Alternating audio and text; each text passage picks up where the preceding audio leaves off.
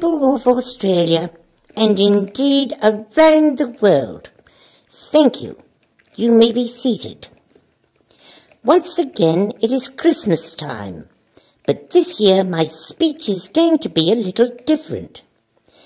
This year, the Royal Marketing Department decided to run a poll on what you, our loyal subjects, wanted to receive from me, and I'm so happy to respond to you in the manner that you've asked for, because I have been well and truly polled.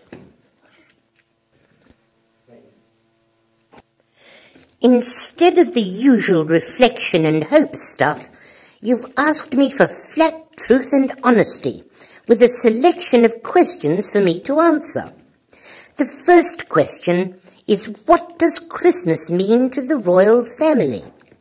In many families around the world, Christmas is a family time, and a time when a lot of family members kill one another.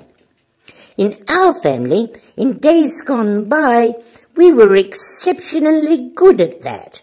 In fact, we were so good at it, often we never used to wait for Christmas. It was Christmas all year round.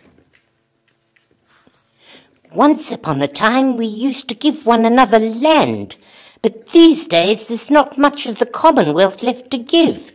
And who in their right minds would want Zimbabwe anyway? Which reminds me, Mr. Mugabe, if you are watching this, turn me off immediately. You know we aren't speaking to you. Disgraceful man. But I digress.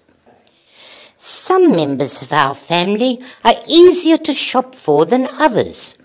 Fergie's an easy one. She always wants cash, and lots of it. This year she's leaving out a dumpster instead of a stocking, so heaven knows what's going on there.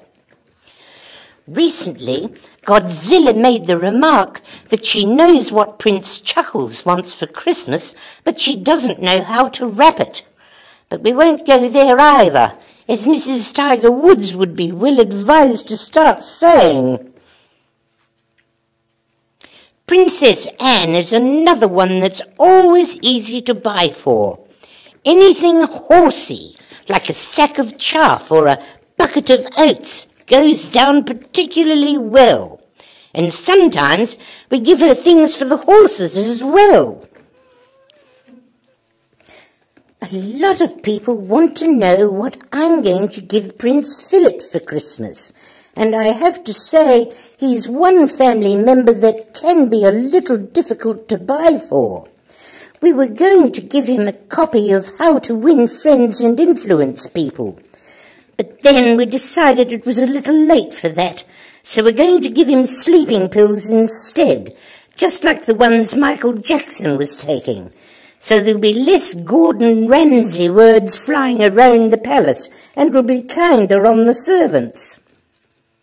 Finally, what are you Australians getting for Christmas? Some have said you've had enough already with your stimulus checks, and others say why not? After all, there'll be plenty more where that came from once the politicians have got you into these wonderful new climate change taxes.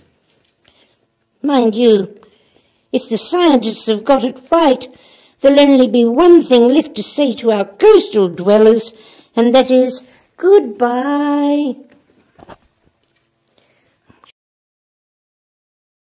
Finally, our thoughts must turn to you, our loyal subjects, as I hear you asking, will our lives be better this coming year?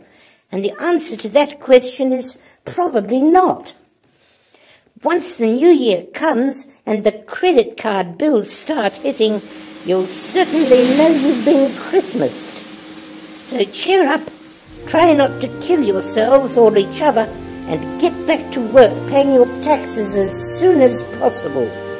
Merry Christmas, and God save you all. You can stand now. Here comes the song.